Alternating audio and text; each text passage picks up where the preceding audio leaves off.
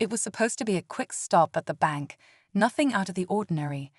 Dressed in a sharp navy suit, Maya Thompson, a successful Black CEO of a thriving tech company, walked into the branch she'd helped keep afloat during the pandemic.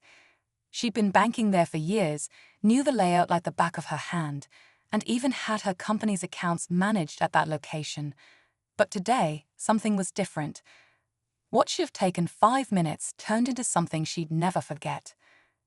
As Maya approached the counter to make a withdrawal, the branch manager, a man she'd never met before, glanced at her ID, then back at her with doubt in his eyes. He questioned her repeatedly, speaking in a tone that made it clear. He didn't believe she had the authority to access the account. She explained, calmly but firmly, that she was the CEO, and everything was under her name. But no matter what she said, it wasn't enough. He refused the withdrawal. Loud enough for everyone in the lobby to hear, he told her, "We can't process this request without proper verification. You'll need to come back with someone who's actually authorized." Heads turned. Maya stood there stunned, heart pounding, not from embarrassment, but from disbelief. 7 minutes passed, 7 long, humiliating minutes. But what the manager didn't know, what no one in the building knew, was that Maya wasn't just any customer.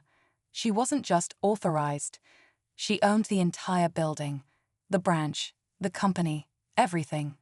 And in a moment that would leave the entire room silent, Maya calmly reached for her phone and made one single call. What happened next changed that manager's life forever. But the way it happened, let's just say, nobody saw it coming.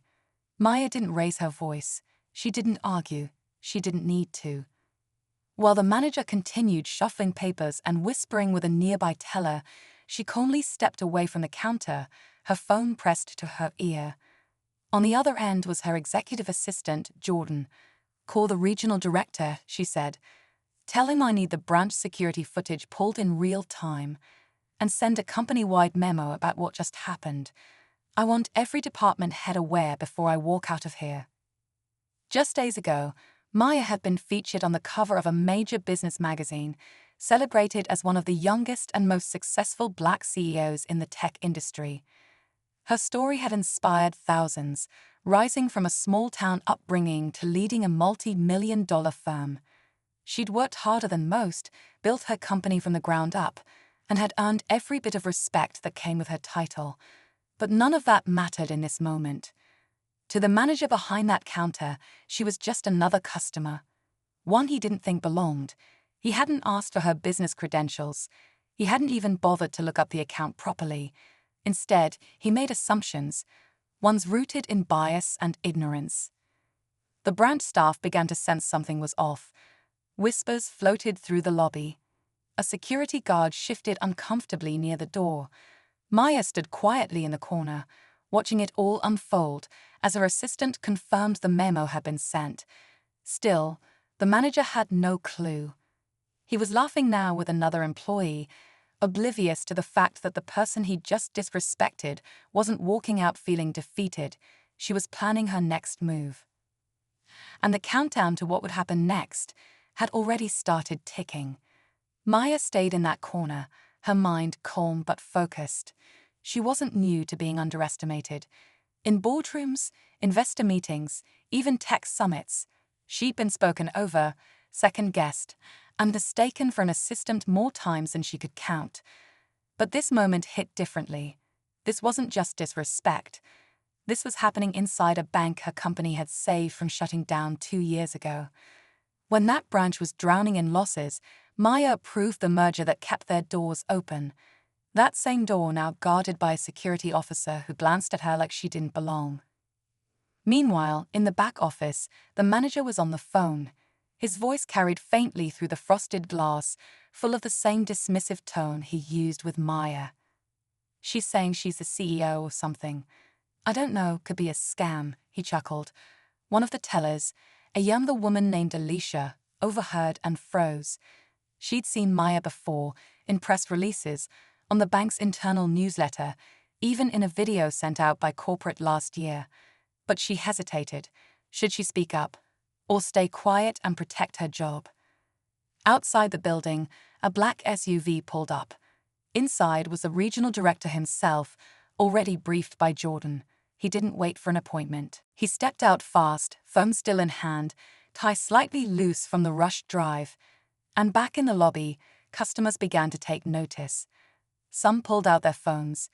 Others exchanged looks, unsure of what was unfolding, but sensing the weight of it. Maya's eyes never left the front desk. She was waiting, not just for justice, but for the truth of the moment to reveal itself, to see who would speak, who would stay silent, and who would show their true colors before it was too late. The doors swung open with a sharp click as the regional director entered, his face unreadable.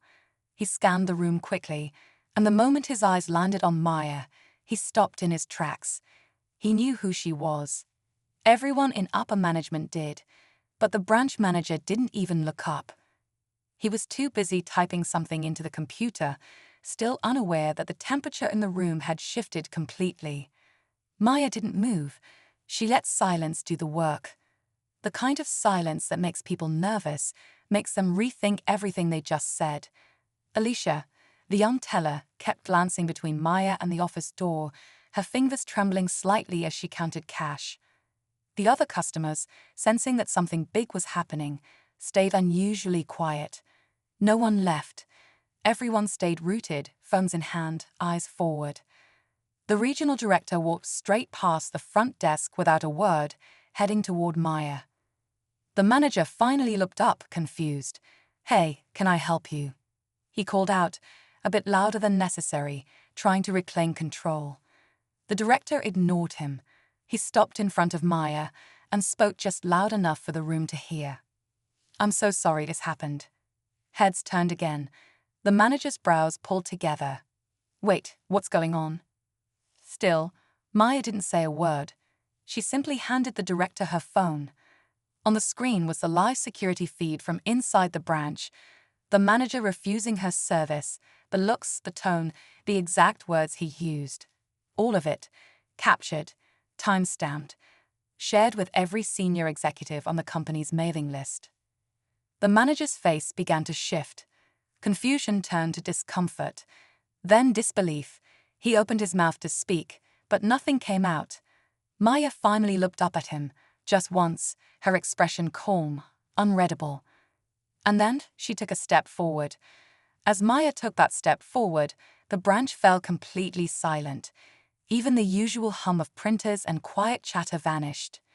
The manager straightened his posture, finally starting to piece together that something was very, very wrong. He opened his mouth again, this time to defend himself, but before he could speak, Maya held up her hand, just slightly. Not a command, just a pause. It was enough. But then, just when the tension felt like it couldn't stretch any further, her phone buzzed. One new message. She glanced down for a moment, and her expression changed.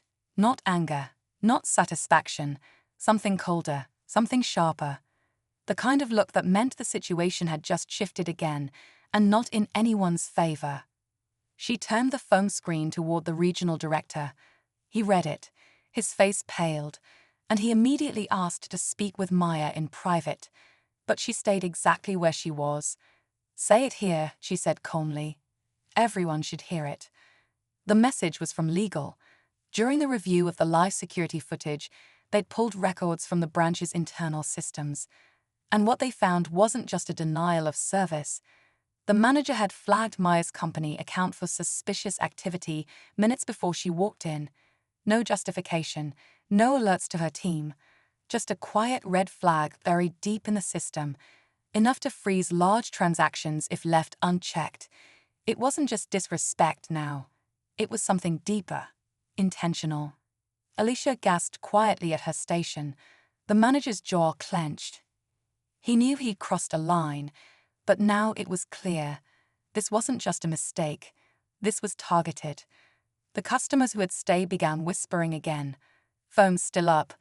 The lobby felt like a courtroom now, and every second passed like a verdict was getting closer. Maya took another step forward. Maya stopped just a few feet from the manager. The weight of the moment pressed down on the room like thick air before a storm. She looked him in the eye, calm but unshakable. "You flagged my company's account," she said, voice steady. "Without cause, without protocol, without permission." The manager tried to respond, but no words came. He was caught. Everything was already documented: his behavior at the counter, the internal flag he placed, and the clear pattern of bias now laid bare for everyone to see. The regional director stepped in, now clearly shaken. "Effective immediately, you're relieved of all duties," he said, not bothering to take him aside. "HR will follow up. Please leave the premises." Gasps filled the room. The manager stood frozen for a moment, face flushed, before turning and walking out in silence, the same door he once guarded now shutting him out. The customers watched in stunned silence, realizing they had witnessed something much bigger than a simple banking issue. Alicia wiped her hands on her skirt, visibly shaken, but also visibly relieved. But just as the tension seemed to lift, Maya's phone buzzed again. She glanced at it, and this time her eyes narrowed. The regional director noticed. "Is something wrong?" he asked. Maya looked up slowly. "It's from corporate," she said. Turns out this wasn't the first time this branch had unauthorized flags placed on high-value accounts. Mine wasn't even the most recent. The room went still again. It wasn't just one manager, it was a pattern, a practice. Quiet, hidden, but harmful. And now it was exposed. Maya looked around the lobby at every face watching. "We'll be conducting a full audit," she said, "from the top down." And with that, she walked out, no longer just a CEO, but a storm in motion. In the days that followed, the story spread fast. Not just because a manager had been fired on the spot, but because the deeper issue had finally come to light. The audit Maya ordered revealed a pattern of discrimination buried under years of overlooked reports and ignored complaints.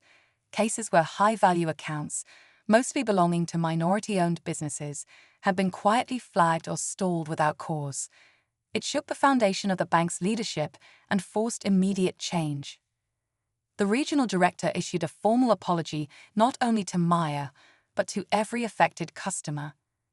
Internal policies were rewritten, mandatory training was rolled out, and a new accountability board was formed, with Maya as one of its leading voices.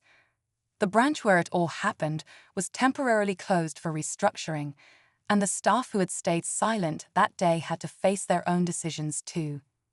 Alicia, the young teller, reached out days later. She admitted she had recognized Maya, but froze out of fear. Instead of judgment, Maya offered her an internship at her company, an opportunity to learn from someone who'd turned her voice into power. Alicia accepted, determined not to stay silent again. Maya didn't share the story for attention. She shared it so others could recognize what injustice looks like in real time and be ready to act. As she said in a later interview, sometimes the most powerful thing you can do is stay calm, speak truth, and let people reveal who they really are. What started as a simple trip to the bank turned into a turning point. For Maya, for that branch, for everyone watching. And in the end, it wasn't just about proving who she was. It was about reminding people that real leadership doesn't just sit in the boardroom.